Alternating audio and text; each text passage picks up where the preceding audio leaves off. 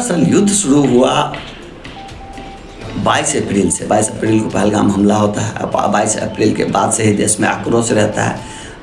पूरे युद्ध की तैयारियां यानी स्ट्राइक की तैयारियां, इधर तो पाकिस्तान गवर्नमेंट युद्ध समझ रहा था, जो भारत युद्ध की तैयारी कर रहा है, लेकिन दरअसल भारत युद्ध की नहीं स्ट्राइक की तैयारी कर रहा था। और वो माइंड गेम जो भारत का पुराना नीति रहा है, वो माइंड गेम खेल रहा था। सेना को एक्टिवेट करके उसको मूवमेंट को बढ़ा दो ताकि पाकिस्तान इसमें कंफ्यूज हो जाए, जो यहाँ सेना के द्वारा कोई गतिविधि की जा रहा है इसका मतलब सेना हमला करेगा और उसमें वो उलझ जाएंगे। इस मौके का फायदा उठा करके जो हमारा टारगेट है, जो हमारा लक्ष्य है, हमारा लक्ष्य आतंकवादी को ख़त्म करना है, तो हम आतंकवादी के टारगेट पर निशाना लगाएंगे। वो सही समय देख करके और सही समय के लिए वहाँ पाकिस्तान आर्मी को, पाकिस्तान के गवर्नमेंट को, पाकिस्तान की पब्लिक को भटकाना, ये पुरानी नीति शायद आज भी पाकिस्तान नहीं समझ पाया। ये प्रधानमंत्री मोदी और भारत के सेनाओं का हमेशा से रहा कि जो टारगेट तय करते हैं उसकी एक्टिविटी बिल्कुल नहीं होती है। उसका जो भी रिहर्सल होता है वो सीक्रेटरी होता है और जो नहीं कर रहा है उसकी पूरी एक्टिविटी चमकाया जाता है। जो आप लोगों को देखने को मिला होगा, जो बॉर्डर पे एक्टिविटी बढ़ा दी गई है, वहाँ सेना युद्धाभ्यास कर रहे हैं तो वहाँ समुद्र में नेवी युद्धाभ्यास कर रहा है, तो फलाने जगह एयरफोर्स अपना युद्धाभ्यास कर रहा है। ये सब उसको भटकाने का नतीजा था और जिसके चाल में पाकिस्तान पूरी तरह फंस गया, वो इसको ही युद्ध समझ बैठा। लेकिन भारत अपना टारगेट था आतंकवादी ठिकाने, 9 ठिकाने को उसने टारगेट किया था और 9 के 9 हेडक्वार्टर को वो पिन पॉइंट टारगेट हिट करके सबको ख़त्म कर दिया जो इसने सोचा था। और ये ख़त्म करके एकदम स्वस्थ तंदुरुस्त हमारे सभी फौजी भाई वापस आ गए। ये कहानी हुई पार्ट 2। अब पार्ट 3 शुरू होता है। जब पाकिस्तान को पता चला कि इंडिया अंदर घुस करके वो हमारे 9 ठिकानों को तबाह करके और आसानी से वापस चला गया, तो उसकी पूरी इज्जत मिट्टी में मिल गई। पूरी दुनिया में उसकी थू-थू होने लगी। आखिरकार पाकिस्तान को न्यूक्लियर पावर देश कहता है या पाकिस्तान खुद मानता है या मुस्लिम कंट्री उसको इतना वैल्यू देते हैं कि आप न्यूक्लियर पावर हैं, आप पावरफुल कंट्री हैं। आपके देश में घुस करके अगर वो मार के चला जाता है तो ये न्यूक्लियर किस काम का? यानी आप कौन से पावरफुल देश हुए? न्यूक्लियर पावरफुल देश इसलिए माना जाता है कि न्यूक्लियर रखने का बहुत से कैरेक्टेरिया है जिसको फुलफिल करना होता है। अगर आप उसको फुलफिल कर लेते हैं तभी आप न्यूक्लियर वेपन रख सकते हैं। पाकिस्तान इसको शायद परीक्षा में पास हो गया था, लेकिन एक्चुअली न्यूक्लियर पावर के लायक वो देश नहीं है। आप खुद ही उसका एग्जाम्पल देख सकते हैं। एक न्यूक्लियर पावर देश में इंडिया बेहिचक घुसता है और 9 जगह पे स्ट्राइक करके चला आता है और वहाँ के आर्मी, वहाँ के फोर्स, वहाँ के किसी को पता तक नहीं चलता है। पता नहीं किस तरह का न्यूक्लियर पावर देश। जो कुछ इंडिया के स्ट्राइक के बाद पार्ट 2 शुरू होता है। पाकिस्तान रिटेलिएट करता है, इज्जत पे पड़ गया मेरा, आप भारत को छोड़ेंगे नहीं, और आक्रोश में बिना कुछ सोचे समझे पहले उसको इस बारे में अच्छे से रिसर्च करना चाहिए था, उसको जानकारी लेना चाहिए था। भारत युद्ध नहीं किया था, भारत ने आतंकवादी पे हमला किया था। जो बात पहले से वो कहा था, जो हम आतंकवाद को मिटाएंगे, ये बात पाकिस्तान को समझ में नहीं आया। उसको चाहिए था कि आतंकवाद के विरोध में हम भी आपके साथ खड़े हैं, इतना कह देने से मामला सॉल्व हो जाता है। लेकिन उसने ऐसा नहीं किया, उसने रिटेलिएट किया और रिटेलिएट करने के जवाब में उसने सैकड़ों की संख्या में ड्रोन, मिसाइल और उसके पास जो भी फाइटर जेट है सबको भारत भेज दिया हमला करने के लिए। यहाँ S-400 जैसा सुदर्शन चक्र है भारत के पास, जो बॉर्डर पे ही सभी मिसाइलों को नष्ट कर दिया, सभी ड्रोन को ख़त्म कर दिया, यहाँ तक कि उसकी 2 फाइटर जेट को भी मार के गिरा दिया। इसके जवाब में ये सारी कहानियाँ 9 तारीख के रात को हुआ। ये इस बार का युद्ध भी अजीब था, जो रात में ही होता था, दिन में नहीं। ये रात की कहानी थी। इसके बाद अब आया भारत सरकार का नंबर। 10 तारीख के रात में भारत सरकार को अब इसका जवाब देना था। हमारी सभी तीनों सेनाएं तैयार थी पूरी तरह, पूरी एक्टिवमेंट, और शायद उनको अंदाज़ा भी था जो पाकिस्तान से युद्ध लड़ना बहुत मामूली सा चीज़, मामूली सी बात, बहुत इजी लिए थे। उन्होंने टोटल 22 टारगेट सेट किया और 22 टारगेट पे उन्होंने मिसाइल दागा। और मिसाइल कौन सा दागा? ब्रह्मोस। ब्रह्मोस का जो सबसे लोअर वर्जन है, जो बहुत बड़ा नहीं, छोटा सा वर्जन है, उसको दागने का काम किया क्योंकि ये स्ट्रेटेजी भारत को भी पूरी तरह कन्फर्म नहीं था, क्योंकि उसको भी पता था जो एंटी क्राफ्ट सिस्टम पाकिस्तान के पास भी है, चाइना से लिया हुआ, और उसके पास भी तरह तरह की मशीन है, वो उसके पास भी रडार सिस्टम है, तो इतना इजी नहीं होगा कि उसके किसी भी अड्डे को हम टारगेट कर ले, वो उसको शायद रोक लेगा, इसको भी अंदाजा था। इसलिए इसने छोटा मिसाइल टारगेट किया, जो एक बार देखते हैं उसका रडार सिस्टम या उसका एंटी क्राफ्ट सिस्टम कितना कारगर है, उसके बाद हम अगला युद्ध नीति तैयार करेंगे। इसलिए इन्होंने 22 टारगेट को सेट करके और अपनी मिसाइल का रेंज भी टेस्ट करने के लिए उसने लगभग 900 किलोमीटर तक का रेंज टेस्ट किया। अपने 1200 किलोमीटर के रेंज का मिसाइल को उन्होंने ब्रह्मोस को उसने दागा। इतना सीरियस नहीं था इस मामला में भारत के तरफ से एक्शन। एक्चुअली भारत नॉर्मल ले रहा था इसको, इसलिए छोटा सिस्टम का छोटा मिसाइल दागा गया था उस पर। उसको पता था ये टारगेट हिट नहीं कर पाएगा, क्योंकि रास्ते में ही इसको रोक दिया जाएगा या मार के गिरा दिया जाएगा।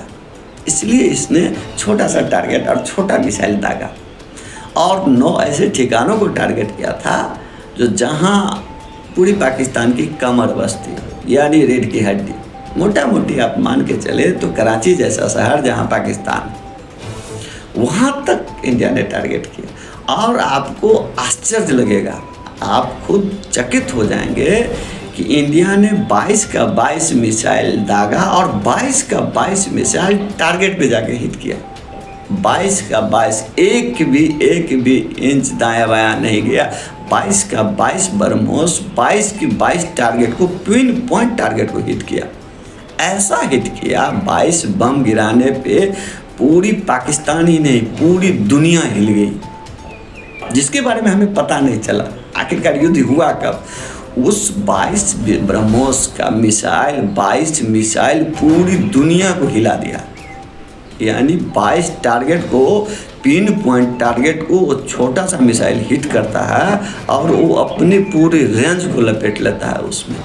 जो आप अब सोशल मीडिया पे धीरे धीरे ये वीडियो सब आने लगा है, इससे पहले तो आया ही नहीं, किसी को जानकारी नहीं हुई। यहाँ तक कि खुद पाकिस्तान के प्राइम मिनिस्टर को जानकारी नहीं हुआ।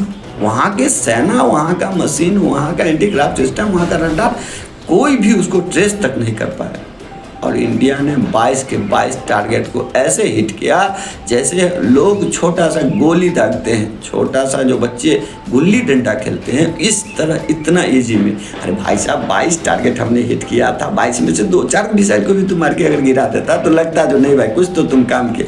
तुमने एक भी, यानी तुम्हारा रडार सिस्टम उसको ट्रेस तक नहीं कर पाया, तुमको पता भी नहीं चला जो तुम्हारे देश में कोई मिसाइल घुसा हुआ है और वो तुम्हारे यहाँ हिट करने आ रहा है, और पता नहीं तुम कैसे सिस्टम पे जी रहे हो, किस सेना के बल पे युद्ध करने की बात कर रहे हो। ये मिसाइल गिरने के 3 घंटे बाद पाकिस्तान के प्राइम मिनिस्टर और उसके पूरे सेना को जानकारी मिला, और जब तक उसको जानकारी मिले तब तक पूरी दुनिया को जानकारी मिल गया।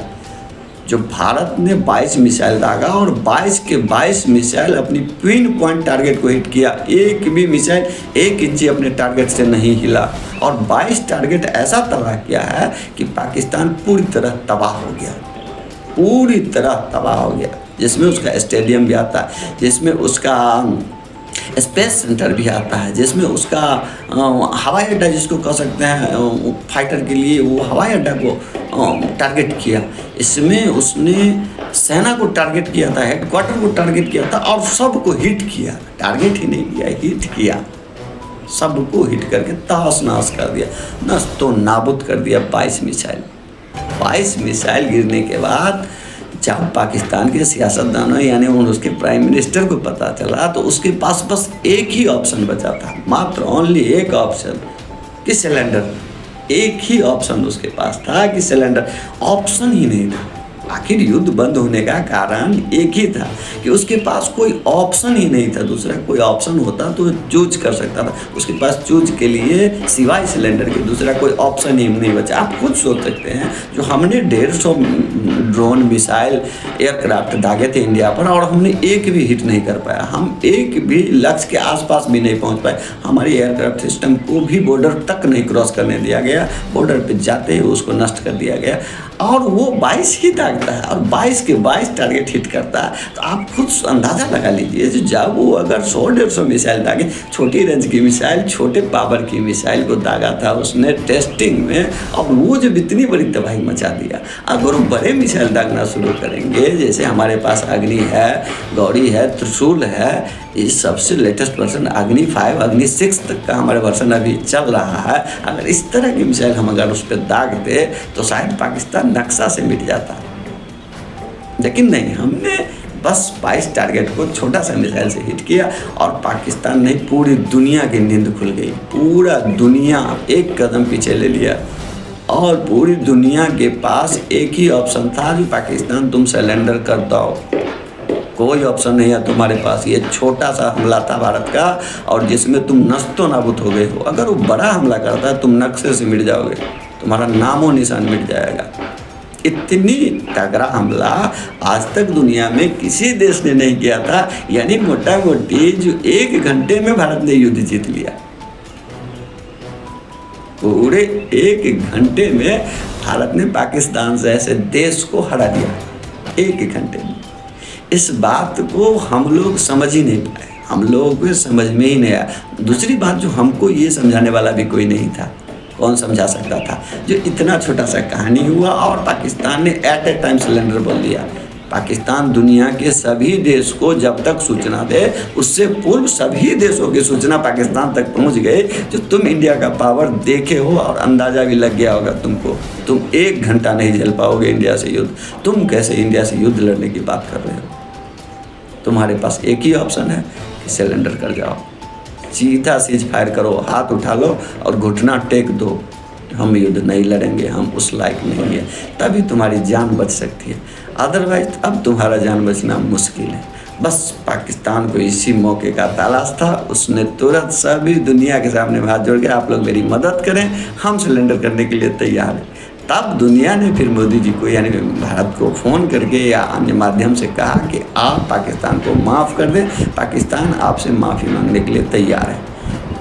इसी पल का प्रधानमंत्री इंतज़ार कर रहे थे। उन्होंने कहा अगर वो माफ़ी मांग लेता है तो हम छोड़ देंगे, हमको कोई दिक्कत नहीं है, क्योंकि हम भी अंदाज़ा लगा लिए हैं जो पाकिस्तान हमारे लिए 1 घंटे का खेला है। 1 घंटा में हम पूरी पाकिस्तान को निपटा सकते हैं, इसलिए पाकिस्तान को हम सीरियस नहीं लेंगे।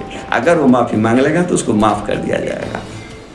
वही हुआ, पाकिस्तान ने तुरंत माफ़ी मांगा और उसने मोदी सरकार का कराते हुए उन्होंने कहा आतंकवाद को अगर पनाह बनाओगे, यानी आतंकवाद को जब तक तुम अपने यहाँ पालोगे तब तक हमारी कार्रवाई जारी रहेगी। यानी हमारे यहाँ ऑपरेशन सिंदूर जारी रहेगा। आतंकवाद दिखेगा उसको गोली मार दिया जाएगा, चाहे वो तुम्हारे घर में हो या हमारे घर में हो। आतंकवादी जहाँ होगा उसको ढूंढ के मारा जाएगा, उसमें तुम हमारा साथ दोगे। अगर विरोध करोगे तो इससे भारी नतीजा तुमको भुगतना पड़ेगा। इस शर्त पे पाकिस्तान तैयार हो गया, जो अब से आतंकवादी का कोई समर्थन नहीं करेगा हमारा देश। इसी बात पर इतनी सी कहानी हुई और भारत सरकार और पाकिस्तान गवर्नमेंट ने युद्ध विराम यानी सीज फायर की घोषणा कर दी।